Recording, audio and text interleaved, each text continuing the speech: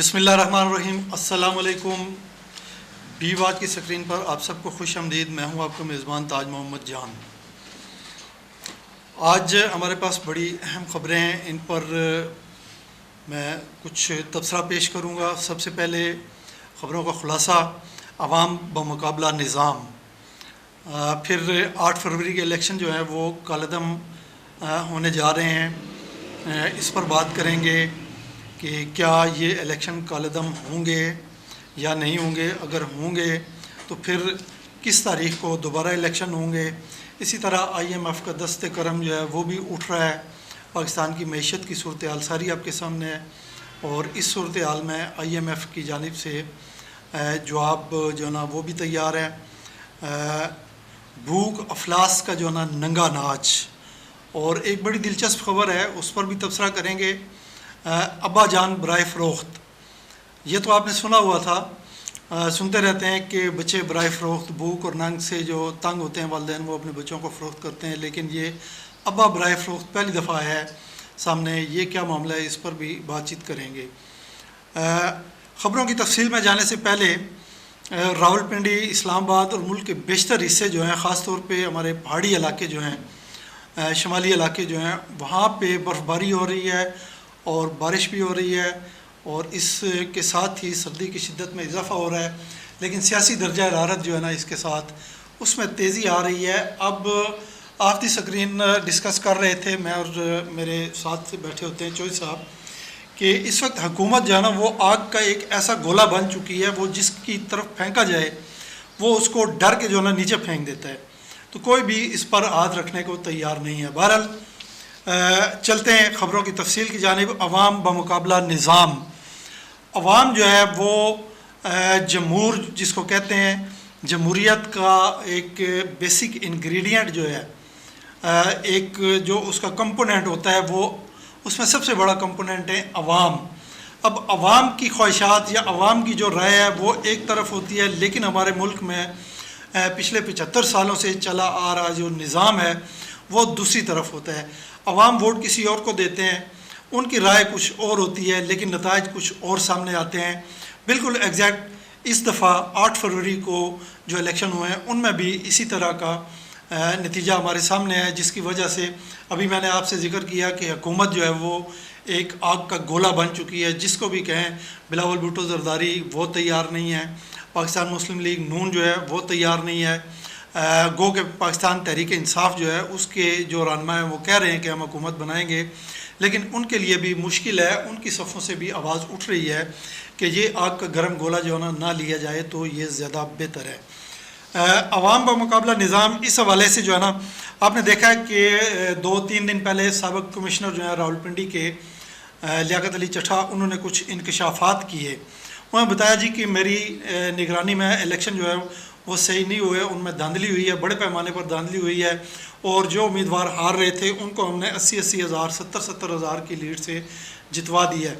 ये लीड जो है उन्होंने इसका गलत मतलब लिया गया है कि जो उम्मीदवार हार रहे थे उनकी वो हारी हुई जो एक गैप था उसको पहले पूरा किया गया, फिर उनको लीड दी गई। ये टोटल जो है ना 50 से लेके 70 हज़ार तक लीड बनती है कि भाई हमने उनको जिताया था।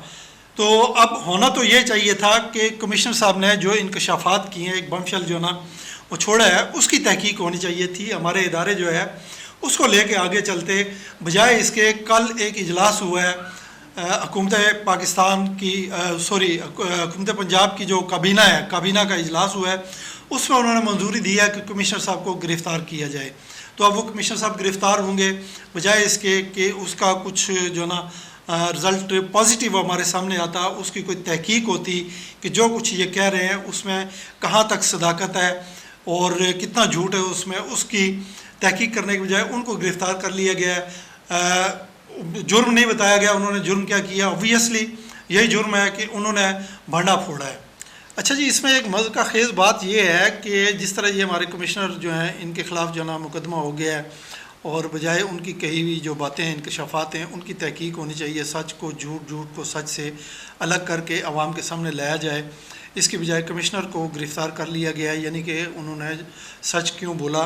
तो मज़का खेज़ बात यह है कि इस निज़ाम को, इसको सपोर्ट करने वाले वो लोग हैं जो रात दिन जो है ना जमहूरियत के राग अलापते रहते हैं और जमहूरियत की तारीफ़ें करते हुए वो थकते नहीं हैं। लेकिन इस तरह के गैर जमहूरी जैसे ये धांधली हुई है, एक तो वो अमल है, फिर उस पर अगर किसी ने आवाज़ उठाई है तो उस आवाज़ पर तहकीक करने के बजाय, उसके इंकशाफ पर तहकीक करने के बजाय उस बंदे को ही जो है ना मोरद इल्ज़ाम ठहरा के उसको गिरफ़्तार कर लिया जाए। अच्छा जी, ना सिर्फ पाकिस्तान के अवाम और जो पॉलिटिकल जमातें हैं उनकी गालिब अक्सरियत की जानिब से ये आवाज़ उठ रही है कि इलेक्शन में होने वाली जो धांधली है उसकी तहकीकात करवाई जाएँ, बल्कि ये आवाज़ें जो है ना इंटरनेशनली भी उठ रही हैं और इंटरनेशनल मीडिया जो है वो भी इस पर बग़ैर किसी रुकावट के मुसलसल तसलसल के साथ जो है ना वो लिख रहा है। और इंटरनेशनल रहनुमा भी कह रहे हैं, आपने सुना होगा कि UNO की जानिब से आवाज़ उठी, अमेरिका का स्टेट डिपार्टमेंट है वो भी 2 दफ़ा कह चुका है। फिर सबसे पहली आवाज़ जो है और ज़्यादा सख्त जो ना इस पर बरतानिया की जानिब से मौक़िफ़ आया था और कनाडा की जो पार्लियामेंट है वहाँ से बाकायदा एक करारदाद मंजूर हुई है। उन्होंने कहा जी कि IMF के जो कर्ज़े हैं या IMF के साथ पाकिस्तान के जो मुरासम हैं उनको मशरूत किया जाए जमहूरियत के साथ। जमहूरी इदारे जो हैं उनकी मजबूती के साथ IMF का जो कर्ज़ा है उसको मशरूत किया जाए।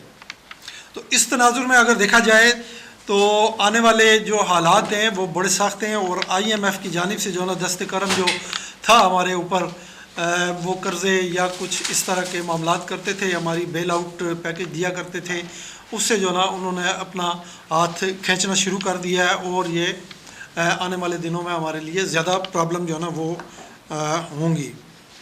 फिर एक बात यह भी है कि अगर धांधली की शफाफ तहकीकात नहीं होती, जैसा कि इंटरनेशनली भी कहा जा रहा है और मुल्क के अवाम और सियासी जमातें जो हैं उनकी गालिब अक्सरियत भी, जैसा कि मैंने पहले आपको बताया है, वो कह रहे हैं कि इलेक्शन की जो ये धांधली हुई है इसका जो है ना तहकीकात होनी चाहिए। ये अगर नहीं होंगी तो उसमें फिर जो है ना हमारी पोजीशन जो है ना दुनिया में वो उस बहुत ख़राब होगी।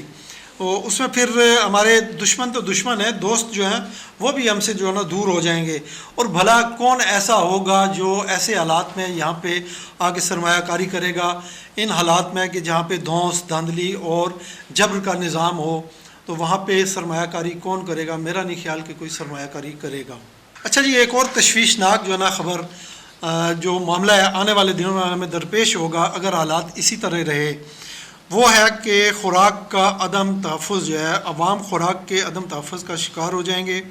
एक तो आम दिहाड़ीदार और तनख्वाहदार जो तबका है उसकी पूरी की पूरी तनख्वाह जो है गैस के बिलों में, बिजली के बिलों में, और जो किराए पर रहते हैं, किराए के मकान में रहते हैं, किराए में निकल जाती है।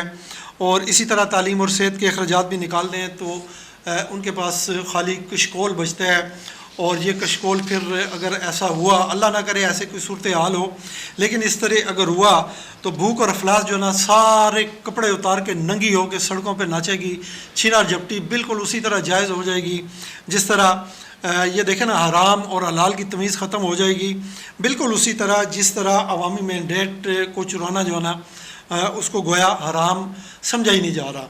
तो ये सूरत हाल हमारे लिए इंतहाई तशवीश का बायस है, अल्लाह ना करे ऐसा हो। अच्छा जी, एक और बड़ी अहम और दिलचस्प ख़बर आपने सुनते रहते हैं, आए रोज़ अखबारों में ख़बरें आती हैं कि भूख और अफलास से तंग जो वालिदैन हैं उन्होंने अपने बच्चे जो ना सड़कों पे ला के सेल लगा दी है, उनकी बच्चे बराए फ़रोख्त। लेकिन आपने ये कभी नहीं सुना कि अब्बा बराए फ़रोख्त। ये हुआ है, बिल्कुल ऐसा हुआ है। ये इंडिया में जो ना एक बच्ची जो है 8 साल की बच्ची, उसकी उम्र है 8 साल, उसके घर में अपने वालिदैन से कोई थोड़ी सी तकरार हुई और उसके वालिद ने उसको सख्ती से डांट दिया।